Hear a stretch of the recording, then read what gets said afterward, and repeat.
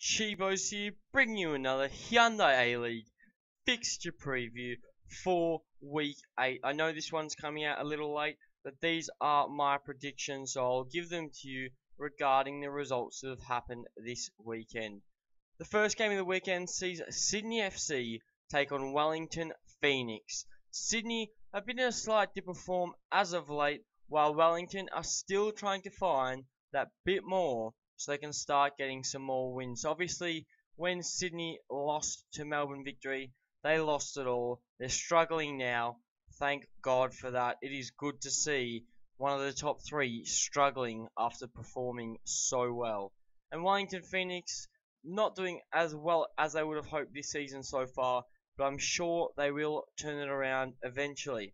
Sydney FC welcome the returns of Normuth and Fatty to the first team squad, while Wellington Phoenix welcome the returns of key player Vince Leah back from his injury, as well as Powell and Doyle. Although Wellington will be without key player Ben Sigmund, who currently has the most clearances in the A-League so far this season. He's out for this weekend, and as I go on in my review every single week, Ben Sigmund is killing it in the clearances, and without him, Wellington Phoenix could struggle this weekend.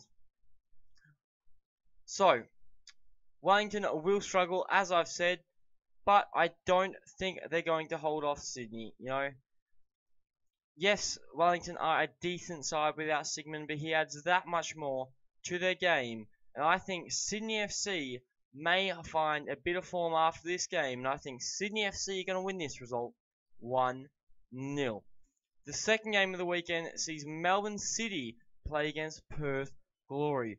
Melbourne City see themselves in 7th place and struggling to find consistency, while Perth Glory are also failing to continue the positives they had last season. Melbourne City welcome Trefiro and Espandola to the first team squad, while there are no apparent outs. Perth Glory welcome 4 names to the first team, but the most notable is Anthony Golek. So Golek has returned from his injury. It's good to see him back in the squad. But Alex Grant and Josh Risdon are both out for Perth Glory. They both have the same injury, and they are both out for the same amount of time. Is this a coincidence? I really don't know. But both teams are struggling this season so far. I can see them both failing to win this match, because I think this result will end in a 1-1 draw. The third game of the weekend sees Newcastle Jets take on Brisbane Roar. Both teams managed to pick up draws last weekend, and Brisbane went top of the table. Leonardo returns for Newcastle Jets after recovering from his injury that he picked up after Jake McGinn tackled him, but there are no outs to the Newcastle Jets squad, so that is a boost for them.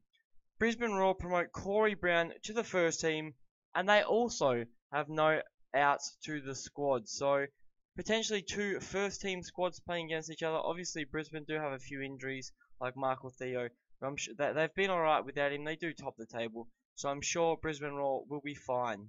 And as I said, Brisbane Roar top the table. I can see them extending their lead for potentially another week, because I think Brisbane Roar are going to beat Newcastle Jets 2-1. The fourth game of the weekend sees my team Melbourne Victory take on Adelaide United at Etihad Stadium. That is correct, we're not at Amy Park, we're at Etihad Stadium. Bigger capacity to fill. Melbourne Victory sits second on the table. They are behind Brisbane Roar, but they do have a game in hand.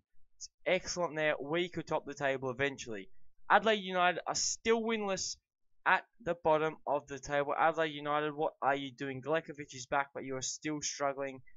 It's good to see you guys struggling as well.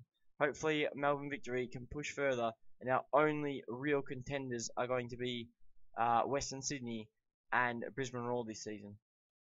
But Melbourne Victory welcome the returns of Jeria, Barisha and Valeri, who are all first team players. So it's very, very good to see Barisha back. Obviously Jeria and captain Carl Valeri, but Bessart Barisha, our main striker. Let's see if he can bag a few more this weekend against an Adelaide who can't win a game. So hopefully Barisha has a field day.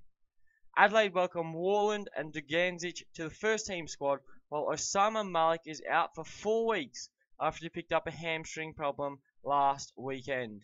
These two teams last met for the first game of the season, which ended in a 0-all draw. But I can see this result ending completely differently this time around, as I can see Melbourne Victory win this game 2-0. And the final game of the weekend sees Central Coast Mariners take on Western Sydney Wanderers. Central Coast haven't won in their last 6 and are struggling to find a win, while Western Sydney Wanderers have found form and won their last 4 games in a row. Ridiculous turnaround from Western Sydney. It was going to happen, but I'm surprised it has happened so quick. Central Coast welcome the return of Jake McGing after he served his suspension, while Heffernan and Neal have been promoted to the first team squad. Western Sydney Wanderers have promoted Soterio and McDonald to the first team squad as well. But the talking point about this match is Western Sydney are in great form, while Central Coast are struggling, and this fixture will show exactly that. It will show you why Western Sydney is so strong at the moment. It will also show you why Central Coast Mariners are struggling at the moment, because I can see this result ending in a 2-0 win for Western Sydney Wanderers. And that is my predictions for the fixtures of Week 8. Make sure you leave your predictions in the comment section below so I know if you were close. Tell me if I'm right, tell me if I'm wrong. Don't forget to leave a like on the video, show some support, subscribe to the channel if you want to see some more Hyundai A-League content, and I'll catch you guys on another video.